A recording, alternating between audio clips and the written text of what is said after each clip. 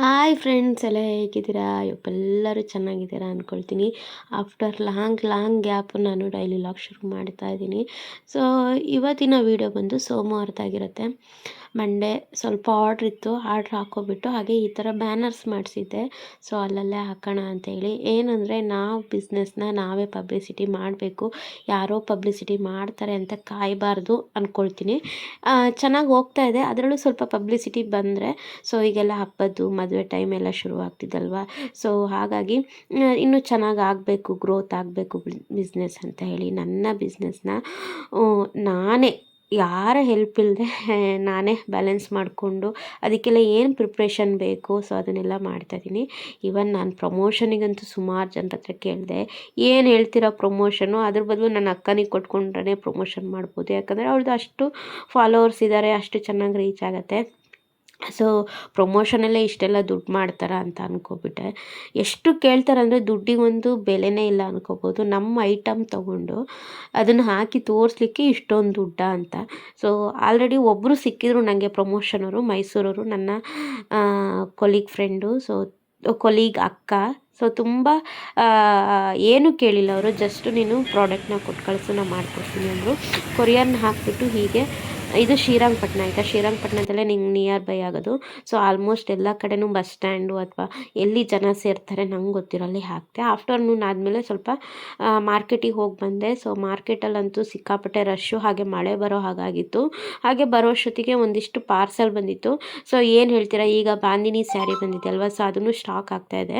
So ನನ್ನ ಹತ್ರ ಸ್ವಲ್ಪ ಸ್ಟಾಕ್ಗಳು ಉಳಿಯಲ್ಲ, ನಿಯರ್ ಬೈ ಎಲ್ಲ ಖಾಲಿ ಆಗ್ತಾ ಬರುತ್ತೆ. ಸೊ ಇದನ್ನು ಅಷ್ಟೇ ಸ್ಯಾಂಪಲ್ ಪೀಸ್ ಹಾಕಿದ್ದೀನಿ. ಸೊ ಹೋಗುತ್ತೋ ಇಲ್ಲ, ನಾನು ಇಲ್ಲಿ ತನಕ ಕ್ರೇಪ್ ಹಾಕ್ತಿದ್ದೆ ಅಲ್ವಾ, ಸೊ ಹಾಗಾಗಿ ಈ ಸಲ ಬಾಂದಿನಿ ಹಾಕಿದ್ದೀನಿ ಒಂದು 4-5 ಪೀಸು. ಆಲ್ರೆಡಿ ಬರ್ತಾನೆ ನಾನು ಸ್ಟೇಟಸ್ ಹಾಕ್ಬಿಟ್ಟಿದ್ದೆ, ಆಲ್ರೆಡಿ ಬುಕ್ಕಿಂಗ್ ಆಗೋಗಿದೆ. ಯಾಕಂದರೆ ನಾನು ಕಮ್ಮಿ ಪ್ರೈಸಲ್ಲಿ, ಹಾಗೆ ನನಗೆ ರಿಪೀಟೆಡ್ ಕಸ್ಟಮರ್ಸ್. ಸೊ ನನಗೆ ನನ್ನ ಹತ್ರ ನೀವು ಒಂದು ಸಲ ಸ್ಯಾರಿ ತೊಗೊಂಡ್ರೆ ಮತ್ತೆ ಅವರೆಲ್ಲೂ ಹೋಗಲ್ಲ. 100%ಗೆ 200% ತೊಗೊಳ್ತೀನಿ. ತೊಗೊಳ್ಳಿಕ್ಕೆ ಒಂದು ಸಲ ಹೆದರುತ್ತಾರೆ, ಯಾಕಂದರೆ ಹೇಗಿರುತ್ತೋ ಕ್ವಾಲಿಟಿ ಏನು ಅಂತ ಹೇಳಿ. ತಗೊಂಡ್ಮೇಲೆ ಮುಗೀತಲ್ವ. ಇವತ್ತು ನಾನು ಚೆನ್ನೈಗೆ ಹಾಕಿ ಬಂದಿರೋದು. ಆ್ಯಕ್ಚುಲಿ ಅದು ನಮಗೆ ಕೊರಿಯರ್ ಚಾರ್ಜಸ್ಸೇ 150 ಬರುತ್ತೆ. ಸೊ 150 ರುಪೀಸು 700 ಸ್ಯಾರಿಗೆ 150 ಎಕ್ಸ್ಟ್ರಾ ಪೇ ಮಾಡಿಬಿಟ್ಟು ಅವ್ರು ತೊಗೊಂಡ್ರು. ಅಂದರೆ ಸೆಕೆಂಡ್ ಸ್ಯಾರಿ ಅಷ್ಟು ಬಿಲೀವ್ ಮಾಡ್ತಾರೆ ನನ್ನನ್ನು. ಸೊ ಅವರು ಅಷ್ಟೇ ಈ ಸೀರೆ ರಿಪೀಟಾಗಿ ಬುಕ್ ಮಾಡಿದ್ರು. ಯಾಕಂದರೆ ನಾನು ಹೇಳ್ತೀನಲ್ಲ 850ಗೆಲ್ಲ ಅಲ್ಲೇ ನಿಯರ್ ಬೈ ಸ್ಯಾರಿ ಸಿಗುತ್ತೆ. ಆದರೆ ನನ್ನ ಹತ್ರ ಆರ್ಡ್ರ್ ಮಾಡ್ತಾರಂದರೆ ಸೊ ಈ ಸ್ಯಾರಿಗೆ ಅಲ್ಲಿ ಇನ್ನೂ ಡಬ್ಬಲ್ ಇರುತ್ತೆ ಅಂತಲೇ. ಸೊ ನಮ್ಮಮ್ಮ ಕೇಳ್ತಾಯಿದ್ರು, ಆ ಸ್ಯಾರಿ ತುಂಬ ಚೆನ್ನಾಗಿದೆ ಡೈಲಿ ವೇರಿಗೆ ಅಂತ ಹೇಳಿ. ನೆಕ್ಸ್ಟು ಪ್ರೋಗ್ರಾಮ್ಸ್ ಇದೆ ನಂದು. ಸೊ ಅದಕ್ಕೆ ಯಾವುದಾದ್ರೂ ಒಂದು ಸ್ಟಿಚ್ ಮಾಡಿಸ್ಕೊತಿದ್ರು. ಹಾಗೆ ಹಬ್ಬದ ಟೈಮಲ್ಲೂ ಅಷ್ಟೇ, ನಾನು ಈಗ ಸ್ಯಾರಿ ಬಿಸ್ನೆಸ್ ಮಾಡ್ತಾಯಿದ್ರು ಒಂದು ಸೀರೆ ತೊಗೊಂಡು ಸ್ಟಿಚ್ ಮಾಡ್ಸೋಕ್ಕಾಗಿಲ್ಲ. ಅಷ್ಟು ಏನಂದರೆ ಫ್ರೀಯೇ ಇಲ್ಲ ನನಗೆ, ಮನೆಗೂ ಬರ್ತಾ ಇರ್ತಾರೆ. ಸೊ ಆರ್ಡ್ರ್ ಹಾಕಬೇಕು. ಸೊ ನಿಯರ್ ಬೈ ಆಚೆ ಈಚೆ ಎಲ್ಲ ಪಕ್ಕದ ಏರಿಯಾಕ್ಕೆಲ್ಲ ಹೋಗ್ತಾ ಇರ್ತೀನಿ ಸ್ಯಾರಿ ತೊಗೊಂಡು. ಯಾಕಂದರೆ ಕರಿತಾ ಇರ್ತಾರೆ ತೊಗೊಂಬಂದು ತೋರಿಸು ಅಂತ. ಇವನ್ ನಂಗೆ ಹೋಗ್ತಾ ಇರುತ್ತೆ ಸ್ಯಾರಿ. ಒಂದು 15 ಸ್ಯಾರಿ ಥರ ಕೇಳಿದರೆ ಒಂದು 10 ಸ್ಯಾರೀಸ್ ಆದರೂ ಅದರಲ್ಲಿ ಹೋಗುತ್ತೆ. ಸೊ ಬಿಸ್ನೆಸ್ ಮಾಡಿದ ಮೇಲೆ ಮನೇನೂ ಬ್ಯಾಲೆನ್ಸ್ ಮಾಡಬೇಕಾಗತ್ತೆ. ಸೊ ಇದ್ರ ಮಧ್ಯೆ ನಂದು ಆರೋಗ್ಯ ಸಹ ಹಾಳಾಯಿತು. ಇದ್ರ ಮಧ್ಯೆ ನನ್ನ ಮಗಳದ್ದು ಎಕ್ಸಾಮ್ಸು. ಸೊ ನೋಡ್ತಾ ಇರ್ಬೋದು ಎಕ್ಸಾಮ್ಸನ್ನ ಯಾವ ಥರ ಪ್ರಿಪ್ರೇಷನ್ ಮಾಡ್ತಾಯಿದ್ದೀನಿ ಅಂತ. ಅವರಿಗೆ ಒಂದಿಷ್ಟು ಸ್ಯಾಂಪಲ್ ಪೇಪರ್ ಕೊಡ್ತಾರೆ. ಸ್ಯಾಂಪಲ್ ಪೇಪರ್ನ ನಾನು ಈ ಥರ ಒಂದು ಬಂಡಲ್ಲೇ ಜೆರಾಕ್ಸ್ ಮಾಡಿಸಿ 2 ಪೇಜಸ್ ಅಂದರೆ 2 ಸೆಟಪ್ಪು ದಿನಕ್ಕೆ ಪ್ರಾಕ್ಟೀಸ್ ಮಾಡಿಸ್ತೀನಿ. ಸೊ ನೋಡಿ ಯಾವ ಥರ ಬಂಡಲ್ ಮಾಡಿ ಇಟ್ಕೊಂಡಿದ್ದೀನಿ. ಈ ಥರ ಮಾಡಿದಾಗ ತುಂಬ ಈಸಿ ಆಗುತ್ತೆ.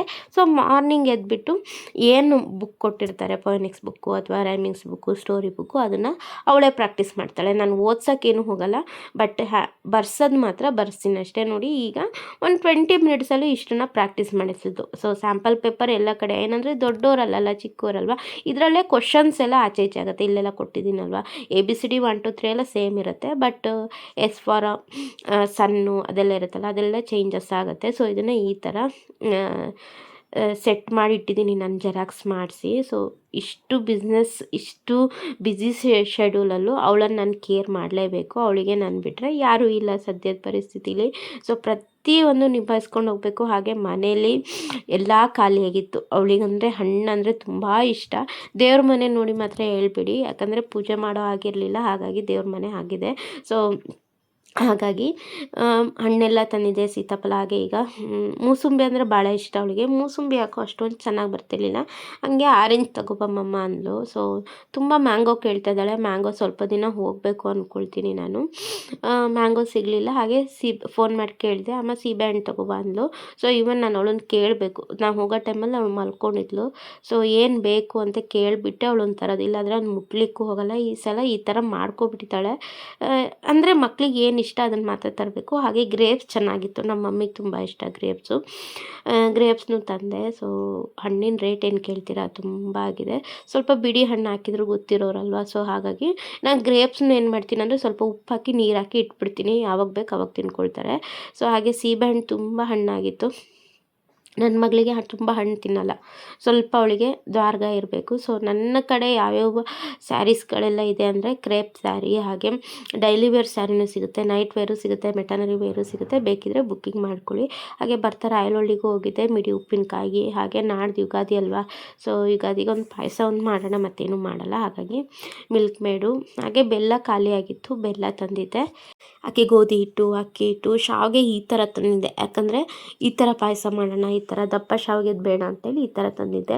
ಸೊ ಇದು ತುಂಬ ಚೆನ್ನಾಗಾಗುತ್ತೆ. ಸೊ ಇದನ್ನೆಲ್ಲ ಒಂದು ಕಡೆ ಸ್ಟೋರ್ ಮಾಡಿಟ್ಟು ನೆಕ್ಸ್ಟ್ ಮಾಡ್ತಾಯಿದ್ದೀನಿ. ಸುಮಾರು ಜನ ನನ್ನ ಡೈಲಿ ವ್ಲಾಗ್ಸ್ನ ಮಿಸ್ ಮಾಡ್ಕೊಳ್ತಾಯಿದ್ರು. ಸೊ ಆದಷ್ಟು ಡೈಲಿ ಮಾಡಲಿಕ್ಕೆ ಟ್ರೈ ಮಾಡ್ತೀನಿ, ಇಲ್ಲಾಂದರೆ ಆಲ್ಟರ್ನೇಟ್ ಆದರೂ ನಾನು ಹಾಕ್ಲಿಕ್ಕೆ ಟ್ರೈ ಮಾಡ್ತೀನಿ. ಸುಮಾರು ಜನ ಅಷ್ಟೇ ನನಗೆ ಡೈಲಿ ವ್ಲಾಗ್ಸ್ ಹಾಕಿ, ಯೂಟ್ಯೂಬ್ ಟಿಪ್ಸ್ ಹೇಳಿ, ಸೊ ಹಬ್ಬ ಬರ್ತಿದೆ ಅದ್ರ ಬಗ್ಗೆ ಹೇಳಿ ಇನ್ಫಾರ್ಮೇಷನು. ಸುಮಾರು ಜನ ನನ್ನ ಫಸ್ಟಿಂದ ವ್ಯೂವರ್ಸ್ ಇರೋದೇ ಅದು. ಹಬ್ಬ ಬಂದರೆ ಯಾವ ಟೈಮಿಂಗ್ಸಲ್ಲಿ ಮಾಡಬೇಕು, ಯಾವ್ದು ಒಳ್ಳೆ ಮುಹೂರ್ತ ಎಲ್ಲ ಹೇಳ್ತಾ ಇದ್ನಲ್ಲ. ಸೊ ಎಲ್ಲರೂ ಅದ್ರ ಬಗ್ಗೆನೇ ಕೇಳ್ತಾ ಇರುವಂಥದ್ದು. ಸೊ ಹಾಗಾಗಿ ಸೊ ಇನ್ಮೇಲೆ ಡೈಲಿ ವ್ಲಾಗ್ಸ್ ಮಾಡೋಣ. ವ್ಲಾಗ್ಸ್ ಮಾಡ್ಬೇಕಾದ್ರೆ ಏನು ಗೊತ್ತಾ, ಸೊ ಹಾಗೆ ಕೆಲಸ ಮಾಡ್ಬೋದು, 10 ನಿಮಿಷದಲ್ಲಿ ಆಗುತ್ತೆ. ಇನ್ನು ವೀಡಿಯೋ ಮಾಡ್ಕೊಂಡು ಮಾಡ್ತೀನಂದರೆ ಅದೇ ಕೆಲಸ ಅರ್ಧ ಗಂಟೆ ಆಗುತ್ತೆ. ಸೊ ಇಷ್ಟೇ ಡಿಫ್ರೆನ್ಸು. ಸೊ ಹಾಗಾಗಿ ಈ ಥರ ಎಲ್ಲ ಮನೇನೂ ಮೇಂಟೈನ್ ಮಾಡಬೇಕು, ಅದ್ರ ಮಧ್ಯೆ ನನ್ನ ಬಿಸ್ನೆಸ್ ಪರ್ಪೋಸ್ ಅದನ್ನು ಗ್ರೋ ಮಾಡಬೇಕು ಅಂದಾಗ ಸ್ವಲ್ಪ ವ್ಲಾಗಿಗೆ ಬ್ರೇಕ್ ಕೊಟ್ಟಿದ್ದೆ. ಬಟ್ ಈಗ ಪರವಾಗಿಲ್ಲ, ಯಾವುದನ್ನು ಹೇಳಿದ ತಕ್ಷಣ ಎಲ್ಲದೂ ಆಗುತ್ತೆ ಅನ್ನೋದು ಯಾರ ಕೈಲಿ ಇರಲ್ಲ. ಟ್ರೈ ಮಾಡಬೇಕು. ಹಾಗೆ ದೇವ್ರ ಬಲ ಬೇಕೇ ಬೇಕು. ಮನುಷ್ಯರಂತೂ ಕೈ ಹಿಡಿಯಲ್ಲ. ನನಗಂತೂ ನಂಗೆ ಗೊತ್ತಿರೋ ಪ್ರಕಾರ ನನ್ನ ಲೈಫಲ್ಲಿ ಆಗಿರೋದು, ನಾವೇನೋ ಒಂದು ಮಾಡ್ತೀವಿ ಅಂದರೆ ನೆಗೆಟಿವ್ ಆಗಿ ಹೇಳೋರೆ ಜನಗಳು ಜಾಸ್ತಿ, ಅದು ಬೇರೆಯವ್ರಿಗಿಂತ ನಮ್ಮವರೇ ಜಾಸ್ತಿ ನೆಗೆಟಿವ್ ಆಗಿ. ಯಾಕೆ ಇವಳಿಗೆ ಇಷ್ಟೊಂದಿದೆ, ಯಾಕೆ ಇದೆಲ್ಲ ಬೇಕಿತ್ತು, ದುಡ್ಡಿನ ಚಟ ಇವಳಿಗೆ ಹಾಗೆ ಹಿಂಗೆ ಅಂತ. ಎಷ್ಟೇ ಇರಲಿ, ಸೊ ನಾನು ಮಾಡ್ಕೊಳ್ಬೇಕು, ನಂದು ಅಂತ ಇರಬೇಕು. ನಂಗೆ ಯಾರೋ ಮಾಡಿದ್ದು, ಅತ್ತೆ ಮಾವ ಕೊಟ್ಟಿದ್ದ ಜಾಗದಲ್ಲಿ ಮನೆ ಮಾಡ್ಕೊಳ್ಳೋದು, ಅಕ್ಕ ಕೊಟ್ಟಿದ್ದ ಜಾಗದಲ್ಲಿ ಬಿಸ್ನೆಸ್ ಇಂಪ್ರೂವ್ ಮಾಡಿಕೊಂಡು ನಾನೇ ಮಾಡಿದೆ ಅಂತ ಹೇಳ್ಕೊಂಡು ತಿರುಗಾಡೋ ದೌಲತ್ ನಂಗೆ ಇಲ್ಲೇ ಇಲ್ಲ. ನಾನೇ ದುಡಿಬೇಕು, ನಾನೇ ತಿನ್ನಬೇಕು, ನಾನೇ ಮಾಡ್ಕೋಬೇಕು. ಸೊ ಅದು ನನ್ನದು. ನಾನು ಇಲ್ಲೇ ಬಂಡವಾಳ ಹಾಕಿದ್ದು ಅಷ್ಟೇ, ನನ್ನ ದುಡ್ಡಲ್ಲ, ಯಾವ ಅಪ್ಪನ ದುಡ್ಡನ್ನು ಹಾಕಿಲ್ಲ, ಯಾವ ನನ್ನ ಗಂಡನ ದುಡ್ಡು ಹಾಕಿಲ್ಲ. ನನಗೆ ಬಂದಿರೋ ಪೇಮೆಂಟ್, ಫೇಸ್ಬುಕ್ ಪೇಮೆಂಟಿಂದ ಹೈ ಪೇಮೆಂಟೇ ಬಂತು ನನಗೆ ಬಿಗ್ ಬಾಸಿಂದ. ಅದರಿಂದನೇ ನಾನು ಶುರು ಮಾಡಿರೋದು, ಯಾವನ ಹತ್ರನೂ ನಾನು ಕೇಳಿಲ್ಲ. ಸೊ ಕೆಲವೊಬ್ರು ಏನು ಹೇಳ್ತಾರೆ, ಸುಮಾರು ಜನ ನೆಗೆಟಿವ್ ಆಗಿ ಹೇಳ್ತಿದ್ದಾರೆ, ನಿಂಗೆ ಇಷ್ಟಿದೆ, ನಿಂಗೆ ಯಾಕೆ ಇದೆಲ್ಲ ಬೇಕು, ನಿಂಗೆ ಯಾಕೆ ದುಡ್ಡಿನ ಮೇಲೆ ಅಷ್ಟೊಂದು ಚಟ ಅಂತಲೂ ಕೇಳ್ತಾಯಿದ್ರು. ಸೊ ದುಡ್ಡಿನ ಮೇಲೆ ಚಟ ಅಲ್ಲ, ನಾನಾಗಿ ಬದುಕಬೇಕು ಅಂತ ಹಂಬಲ ಅಷ್ಟೇ. ನನಗೆ ಯಾರ ಹತ್ರನೂ ಕೇಳಿಕೊಂಡು ಇಸ್ಕೊಂಡು ಬದುಕೋ ಬರ್ಗೆಟ್ ಬಾಳು ಬೇಡ ಅಂತ ಹೇಳಿ. ಕೆಲವೊಬ್ರು ಅಂದರೆ ಡಿಗ್ರಿ MBBS ಎಲ್ಲ ಓದ್ಕೊಬಿಟ್ಟು ಅಕ್ಕ ಭಾವನ ಕಾಲಡಿ ಇರ್ತಾರೆ, ಇಲ್ಲ ಅಪ್ಪ ಅಮ್ಮನ ಕಾಲಡಿ ಇರ್ತಾರೆ. ಓದೇನು ಪ್ರಯೋಜನ? ಸೊ ಒಂದು ಹೊರಗಡೆ ಹೋಗಿ ಒಂದು ಬಿಸ್ಲರಿ ಬಾಟ್ಲು ನೀರು ತೊಗೊಳ್ತೀನಿ ಅಂದರೆ ಇನ್ನೊಬ್ರ ಹತ್ರ 10 ರೂಪಾಯಿ ಚಾಚಬೇಕು. ನನಗೆ ಅದು ಬೇಡವೇ ಬೇಡ. ಸೊ ಇವತ್ತಿನ ವಿಡಿಯೋ ಇಷ್ಟ ಆಗಿತ್ತು. ಸೊ ನಿಮಗೆ ಹೋಪ್ಫುಲಿ ಈ ವಿಡಿಯೋ ಇಷ್ಟ ಆಗಿದೆ ಅಂದ್ಕೊಳ್ತೀನಿ. ಸೊ ಎಲ್ಲ ಆದಮೇಲೆ ತಲೆಗೆಲ್ಲ ಆಯಿಲ್ ಹಾಕ್ಕೊಂಡು ಹೊರಗಡೆ ಸ್ವಲ್ಪ ಫ್ರೆಶ್ ಗಾಳಿ ತೊಗೊಂಡೆ. ಆ್ಯಕ್ಚುಲಿ ಹಾಸನದಲ್ಲೆಲ್ಲ ಜೋರು ಆಲಿಕಲ್ ಮಳೆ ಆಗಿತ್ತಂತೆ. ಸೊ ಇಲ್ಲಿ ಸ್ವಲ್ಪ ಅದೇ ತಂಪು ವೆದರ್. ನಮ್ಮ ಏರಿಯಾದಲ್ಲಿ ಮಳೆ ಆಗಿಲ್ಲ, ಮೈಸೂರಲ್ಲೆಲ್ಲ ಆಗಿದೆ. ನನ್ನ ಮಗಳಂತೂ ಸಿಕ್ಕಾಪಟ್ಟೆ ಡ್ಯಾನ್ಸು. ಸೊ ಡ್ಯಾನ್ಸ್ ಕ್ರೇಜ್ ಅಂತೂ ಏನು ಹೇಳ್ತೀರಾ, ಅವಳಿಗೆ ಸಿಕ್ಕಾಪಟ್ಟೆ ಡ್ಯಾನ್ಸ್ ಕ್ರೇಜ್ ಆಗಿದೆ. ನಮ್ಮಮ್ಮ ಬಟ್ಟೆ ಒಣಸ್ತಾಯಿದ್ರು. ನಮ್ಮಮ್ಮಂಗಂತೂ ಬಟ್ಟೆ ಒಣಸಂದ್ರೆ ಭಾಳ ಇಷ್ಟ. ಅದು ಈ ಸಲ ಈ ಥರ ಮಾಡಿಕೊಟ್ಟಿದ್ದೀನಿ. ಸೊ ಇವತ್ತಿನ ವಿಡಿಯೋ ಇದಾಗಿತ್ತು. Thank you so much.